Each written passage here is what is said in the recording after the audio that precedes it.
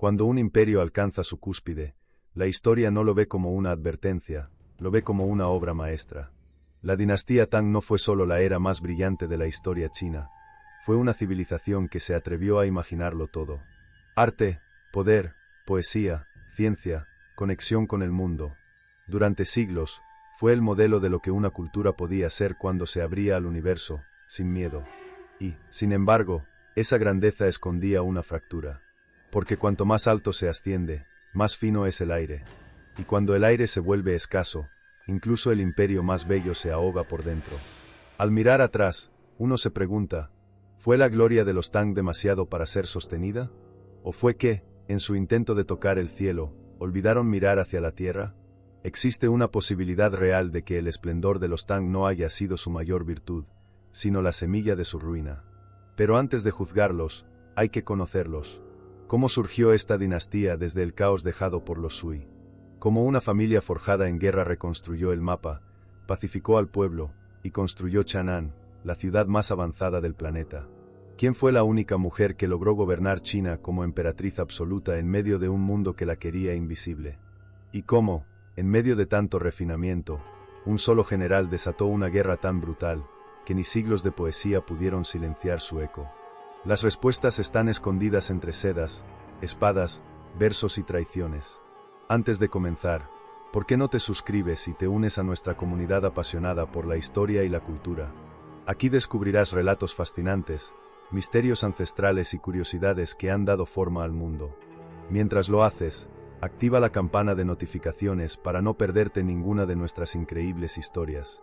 ¿Listo para descubrir el imperio que hizo del arte una forma de gobierno, y de la ambición, su sentencia final? El caos suele parecer eterno, hasta que alguien se atreve a romperlo. Así comenzó la historia de la dinastía Tang. En un momento en que China estaba desgarrada por la violencia, la inestabilidad y la corrupción dejada por los Sui, nadie imaginaba que de ese escenario surgiría una nueva dinastía capaz de reconstruir no solo el imperio, sino también el alma misma de una civilización. Pero eso fue exactamente lo que hicieron los Tang. Y lo más inesperado, su fundador no fue un iluminado, ni un sabio, fue un guerrero endurecido por el campo de batalla. Su nombre era Li Yuan, un noble del norte que había servido a los Sui como gobernador militar. Hombre pragmático, astuto, con un profundo conocimiento del sistema y de sus grietas.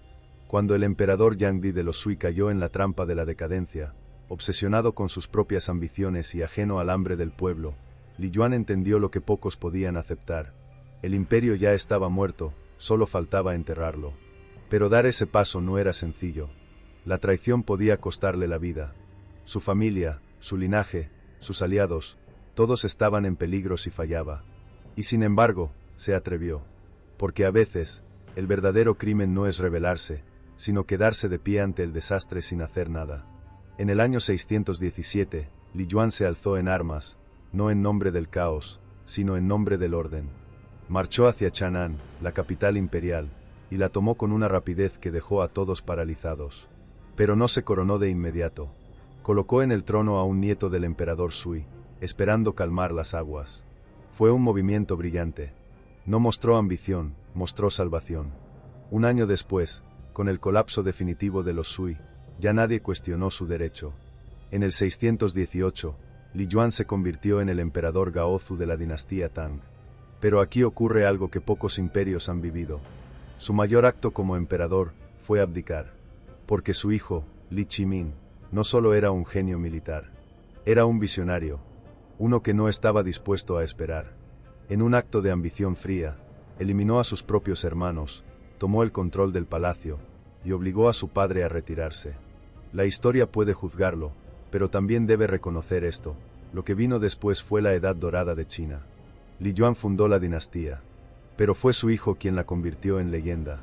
Y sí, para que un imperio brille, ¿alguien tiene que ensuciarse primero las manos con sangre propia? La dinastía Tang nació no como una fantasía, sino como una necesidad brutal. Y desde su primer paso, dejó claro que la belleza y la violencia pueden compartir el mismo trono.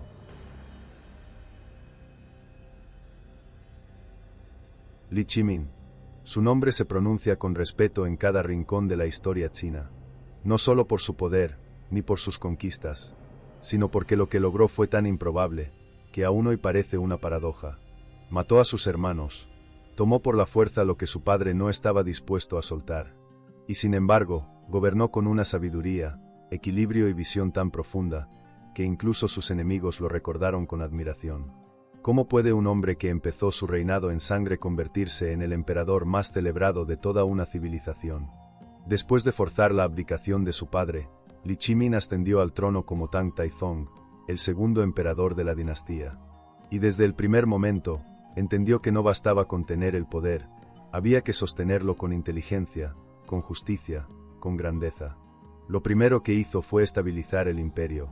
Reformó el sistema legal, creando uno de los códigos más avanzados y justos de su tiempo. Los castigos se moderaron. La administración se volvió eficiente. Los funcionarios eran elegidos por mérito, y no solo por apellido. Un imperio que había nacido de la espada, se consolidaba con la pluma. Taizong también sabía que el pueblo tenía memoria, que la gente temía a los gobernantes que actuaban por ambición. Así que se presentó como un emperador que escuchaba, que consultaba a sus ministros, que corregía errores, que aceptaba críticas. Incluso ordenó que sus retratos no lo mostraran como un dios, sino como un hombre. Y cuando un emperador decide parecer humano, el pueblo comienza a creer en algo más grande que el miedo. Pero su genio no se limitó a la política. Fue también un estratega militar brillante. Expandió las fronteras hacia Asia Central, derrotó a los turcos orientales, y aseguró rutas comerciales que reforzaron la ruta de la seda. China ya no era solo un imperio. Era un faro, un centro de cultura, comercio y diplomacia que irradiaba poder más allá de sus murallas. Taizong convirtió a Chang'an en la ciudad más avanzada del mundo. Calles amplias, iluminación nocturna, barrios organizados por especialidad, embajadas extranjeras, y templos de múltiples religiones. Bajo su reinado, el imperio Tang no solo gobernó, inspiró. Pero aquí está lo más sorprendente. Taizong, que llegó al trono manchado por la traición, pasó sus últimos años atormentado por las decisiones que había tomado. Construyó templos, honró a sus hermanos muertos, escribió reflexiones personales donde reconocía que el poder no justifica el dolor. Y así, el emperador más poderoso de su era, murió como un hombre consciente de su sombra. Y si la verdadera grandeza no está en la perfección, sino en el peso que sentimos por lo que hicimos para llegar hasta allí, Tang Taizong dejó un imperio fuerte, pero también una advertencia invisible. Todo lo que se construye con sangre, debe sostenerse con virtud, o terminará devorándose a sí mismo. ¿Pasamos al siguiente capítulo? Porque en la corte Tang, una figura inesperada se está preparando para hacer historia. Y no será un emperador, será una mujer.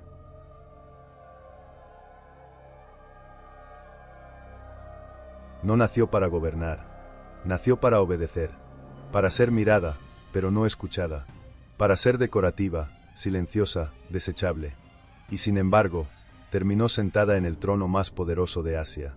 Ella fue Wu Zetian, la única mujer en la historia de China que no gobernó como regente, ni como emperatriz madre, sino como emperadora absoluta. Y si el imperio más brillante de la historia china también fue el único que no pudo evitar ser conquistado, desde dentro del harén, Wu entró a la corte como concubina del emperador Taizong, sin privilegios, sin apellido ilustre, sin aliados visibles. Era joven, inteligente, observadora. Sabía que no podía ganar en fuerza. Así que eligió otro campo de batalla, la mente. Tras la muerte de Taizong, fue enviada a un convento, como era costumbre con las concubinas del emperador fallecido, pero allí no terminó su historia. Su destino cambió cuando fue traída de regreso por el siguiente emperador, Gaozong, hijo de Taizong, y enamorado de Wu. Poco a poco, Wu Zetian fue desplazando a la emperatriz titular, neutralizando rivales, aliándose con ministros claves y creando una red de lealtad que nadie vio venir hasta que fue demasiado tarde. No necesitó una espada. Bastó con paciencia, precisión y voluntad de acero. Cuando el emperador Gaozong enfermó, Wu no se retiró. Gobernó en su lugar.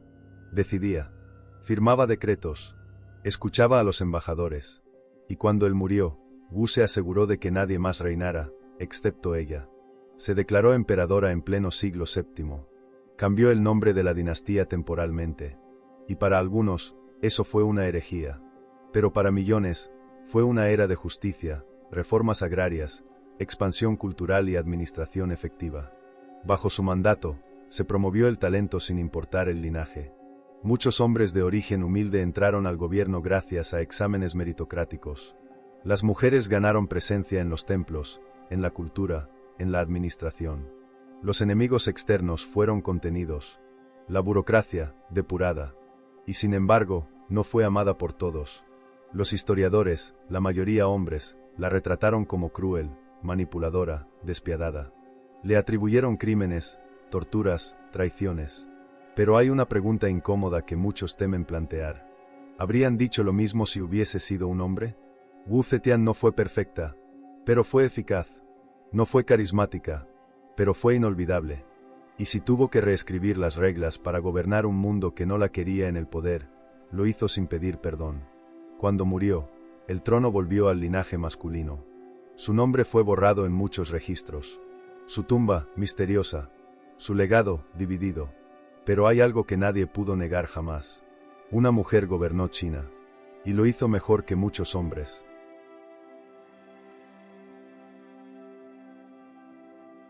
La muerte de Wu Zetian marcó el fin de una era singular, pero el esplendor de los Tang no desapareció con ella. Por el contrario, los años que siguieron se vistieron de arte, poesía, lujo y poder. Era como si el imperio hubiese decidido celebrar su supervivencia con una belleza desbordante. Los palacios resplandecían, la ruta de la seda vibraba de actividad, los mercados de Chang'an rebosaban de colores, lenguas extranjeras, perfumes, música. China no solo era un imperio, era el centro del mundo, pero había una contradicción hirviendo bajo esa superficie dorada. La corte se volvía cada vez más distante del pueblo. La riqueza se concentraba. Los poetas cantaban la gloria de la luna mientras los campesinos no tenían arroz. Los generales desfilaban entre aplausos, pero en las aldeas el miedo crecía. Y aún así, el imperio continuaba. Porque la dinastía Tang había logrado lo que muy pocas civilizaciones han conseguido. Un equilibrio entre fuerza y cultura, entre expansión y diplomacia, entre la brutalidad del Estado y la delicadeza del arte. Los emperadores favorecían el budismo y el taoísmo. Se construyeron templos colosales. Se imprimieron los primeros sutras con técnicas que anticipaban la imprenta. La poesía vivió su época dorada con nombres como Li Bai y Du Fu, cuyas palabras aún resuenan como ecos suaves de una era que parecía infinita. Pero aquí surge la pregunta que lo cambia todo.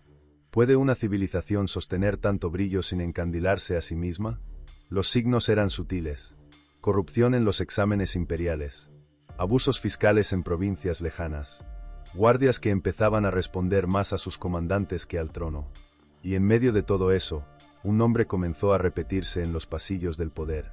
An Lushan. Un general carismático, mitad chino, mitad sogdiano. Favorito del emperador. Influyente en la corte. Temido por sus tropas. Amado por la nobleza. Y absolutamente preparado para traicionar todo lo que los Tang habían construido. Pero aún nadie lo sabía. O peor, algunos lo sabían, y no quisieron ver. El imperio estaba en su punto más alto.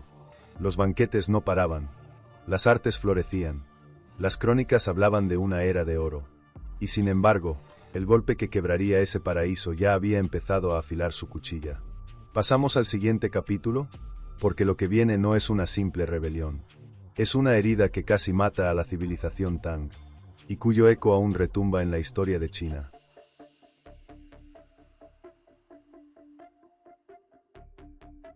Fue rápido, fue brutal. Fue como si todo lo que China había construido durante más de un siglo se desmoronara en cuestión de meses. La rebelión de An Lushan no fue solo una guerra. Fue una fractura, un colapso interno, una explosión desde el corazón del propio imperio. Y lo más aterrador, fue posible porque nadie creyó que pudiera ocurrir.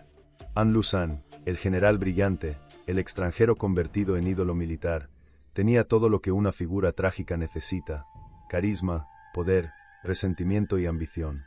Durante años había acumulado autoridad sobre las tropas del norte. El emperador confiaba en él ciegamente. Le otorgó títulos, lo invitaba a palacio, lo trataba como a un hijo. Pero esa confianza fue una sentencia. En el año 755, An Lushan se rebeló. Marchó con un ejército de más de 150,000 soldados hacia el sur, tomando ciudades sin resistencia. La capital Luoyang cayó primero. Luego Chang'an. La misma ciudad que alguna vez fue el centro del mundo, ahora ardía bajo las llamas de un hombre que había sido criado en sus pasillos. El emperador Xuanzong, envejecido, debilitado por años de lujo y placeres, huyó. Y durante la huida, tomó una decisión que cambiaría para siempre la relación entre poder y pueblo. Los soldados exigieron que ejecutara a Yang Guifei, su amada concubina, a quien culpaban por la corrupción y la influencia de An Lushan. Él se resistió. Lloró, pero accedió. Ella fue estrangulada en un templo, por orden imperial. Y así, el amor más famoso de la poesía Tang terminó con una soga silenciosa y el corazón de un emperador roto. Pero el imperio no cayó ese día. Luchó, se quebró, pero sobrevivió. Tras años de guerra, An Lushan fue asesinado por su propio hijo. Su rebelión continuó un tiempo, hasta que fue finalmente sofocada. Pero el precio había sido insoportable. Millones de muertos, ciudades destruidas, tesoros perdidos, y lo más grave, la confianza entre el centro y las provincias, entre el trono y sus generales, destruida para siempre. Y si la rebelión de An Lushan no fue solo una traición, sino el reflejo de un imperio que ya no podía sostener su propio peso, después de la rebelión, los emperadores Tang siguieron reinando. Pero ya no gobernaban. Dependían de ejércitos que ya no obedecían, de familias que ya no temían, y de un pueblo que ya no creía. El esplendor seguía, pero era solo una cáscara dorada.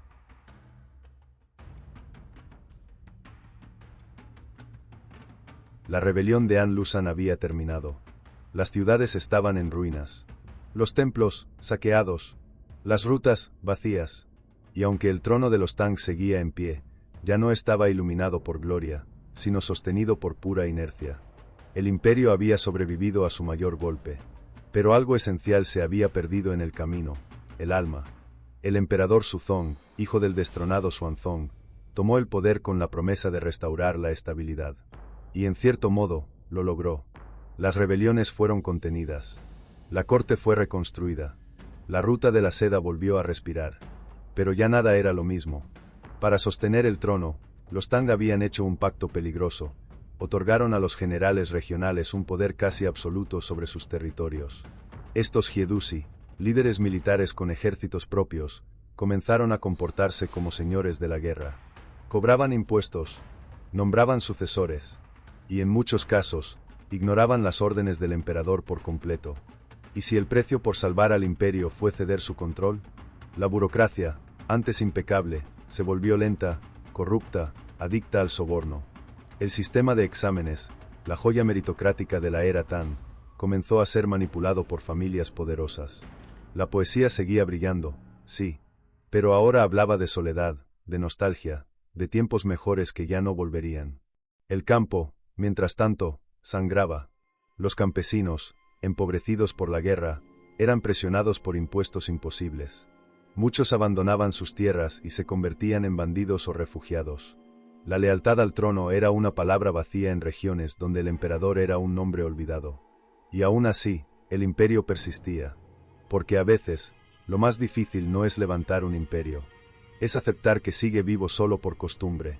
La corte Tang de esta época parecía una pintura agrietada, bella a la distancia, rota al detalle. Había banquetes, había ceremonias, pero todo era repetición. Nadie se atrevía a decirlo en voz alta, pero todos sabían la verdad. La dinastía Tang estaba muriendo en cámara lenta.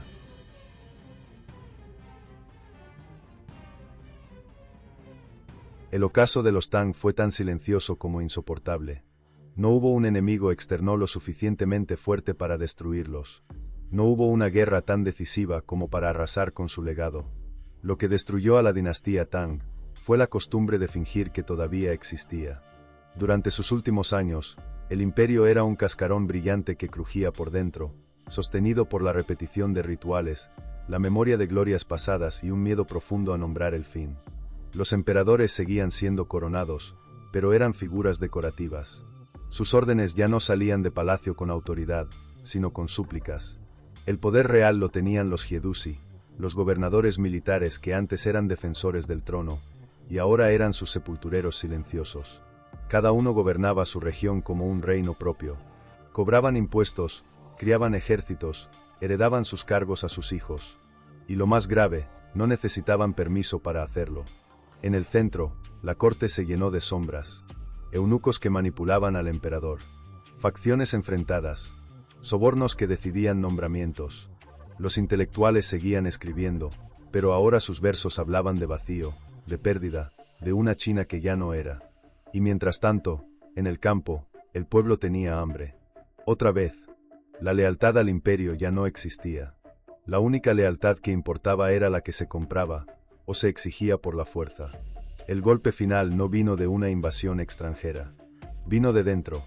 Una serie de rebeliones locales, enfrentamientos entre ejércitos regionales, y la indiferencia generalizada ante la figura imperial acabaron por desintegrar lo poco que quedaba unido.